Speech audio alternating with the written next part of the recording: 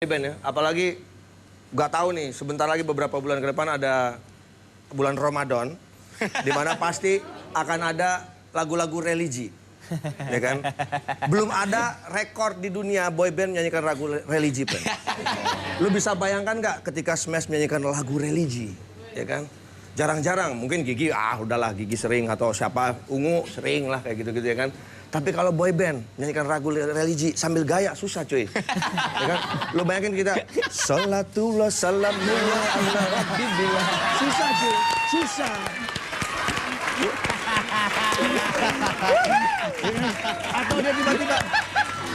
Atau dia tiba-tiba apa? Ini you know me salawat. Marhaban ya Ramadan.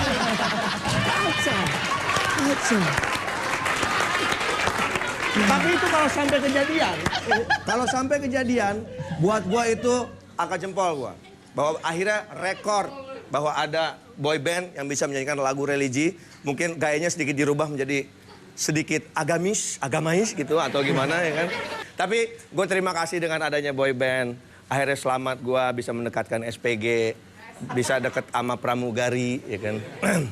Karena nggak ada saingannya pramugara, gue bodo amat deh.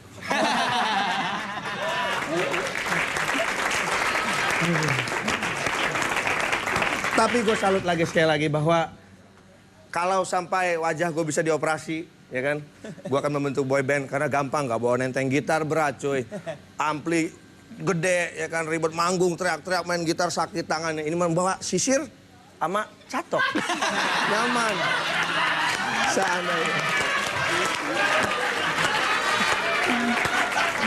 Sebentar.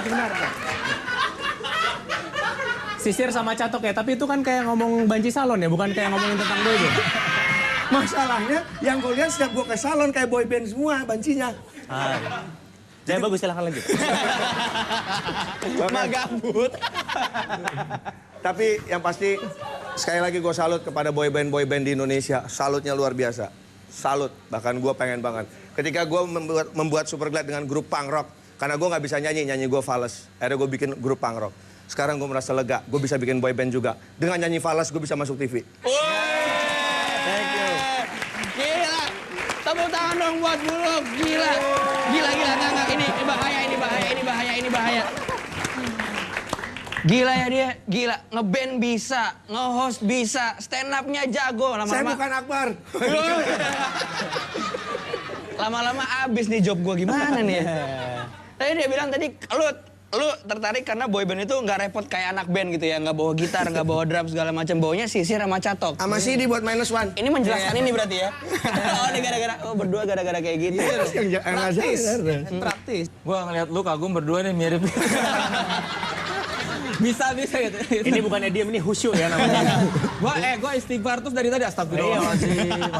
Kenapa? Ya lihat dari tadi gini tangannya. Ini karena kita sudah menggunjingkan orang lain itu. Astagfirullahaladzim. Salut. Ya kan digunjingannya berjamaah, mereka kan bersebelas, bersepuluh, nggak apa-apa lah. Senang atau tidak sama boy band itu? Siapa? Lu. Gua Labil. Cewek lu dengerin boy band nggak? enggak. Enggak. Gua yang dengerin, jangan bilang. Coba apa kalau lu nggak tahu boy band, apa sih? Tuh kan gua nggak tahu. Smash. Ya si Smash itu siapa personelnya coba? Nggak tahu gua. Dia Cuma tahu. Kemarin baru cerita mimpi basah sama Morgan, masa? Waduh. Jangan dibuka di sini. Kalau mau buka di panggung. Jujur. Langsung aja Rindra Dana.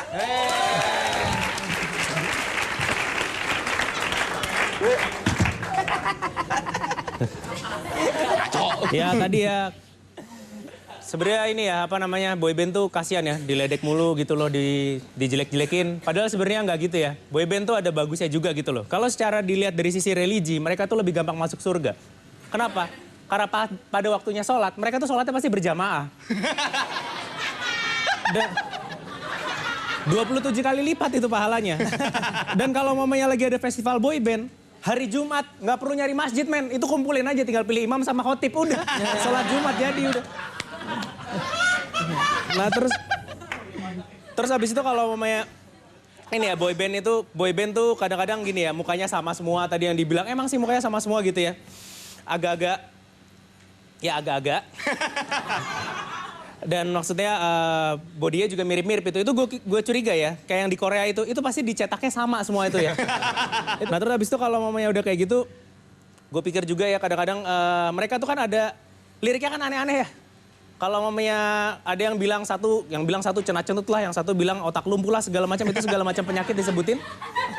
Itu pasti ada satu orang ya di band itu bersembilan, nggak ada satu orang yang bilang nggak men liriknya jelek banget gue nggak bisa nyanyi, kayak gitu. Itu kenapa nggak ada yang kayak gitu ya? Gue curiga di kontraknya itu ya, itu mereka diancam men, mereka tuh diancam. Ada salah satu pasal di kontraknya bilang kalau Anda tidak mengikuti lirik yang setelah ditulis oleh produser, Anda akan dibunuh berserta keluarga kalian. Ya jelas lah nyanyi. Ceracet enggak? Kalau nggak mati. Tunggu Rin, emang liriknya kasih contoh dong lirik yang baik dan benar tuh emang harusnya kayak apa? Jangan nanti malah jadi ngawur. Juga itu ya kalau mamanya kita lihat itu sebenarnya anggota boyband itu kan banyak ya. Tapi yang nyanyi biasanya cuma 1 atau 2, yang lainnya joget doang. Ini bagi bayarnya gimana ya? Karena kan pasti kan yang satu kan kalau mamanya satu dibayar sama itu pasti iri dan dengki ya. Lu kan kagak nyanyi men. Kok gue 2 juta, lu 2 juta?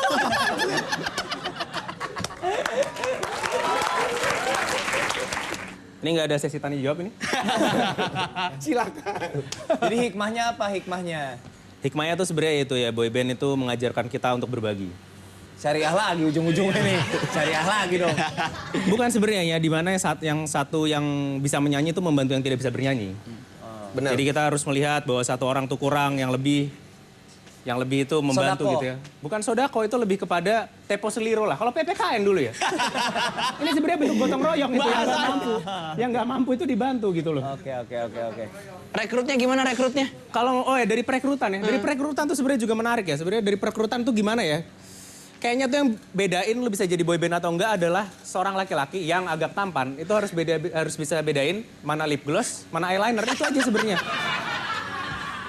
Jadi satu masuk ya. Ganteng lo. Tahu lip gloss? Tahu. Tahu eyeliner? Tahu. Ya udah masuk ke ruang casting. Datang lagi, satu lagi ganteng. Tahu lip gloss? Tahu eyeliner? Tahu. Ya udah silakan masuk ke ruang casting. Kalau yang satu lagi nanti ganteng.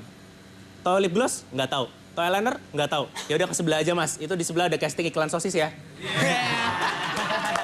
Oke, tepuk tangan untuk Rin, luar biasa. Tuh, ternyata bukan cuma sisir sama catok, lip gloss sama eyeliner tuh penting. Sosis juga ya. Sama sosisnya juga penting. Tapi kalau ada boyband yang juga iklan sosis gimana dong? Ini. Itu namanya memanfaatkan rezeki dari Gusti Allah. Alhamdulillah. Nah ya, itu baru 2 komik yang stand up tentang boyband. Masih ada 2 lagi, masih ada Enes Prakasa, masih ada Soleh Solihun. Kita lihat battle mereka habis ini tetap di Alarian.